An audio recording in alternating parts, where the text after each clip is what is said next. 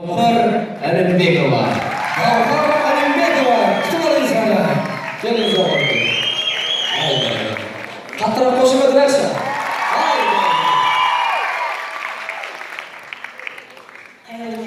Kеш жарық құрметті Түркістандар, құрметті көрермендер.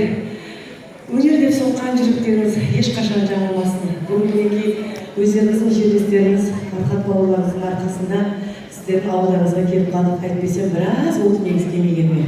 Сосын Фархат қайтып концерт жасай, сен оған барып қайтайын деді да, Тұрсын тобымен.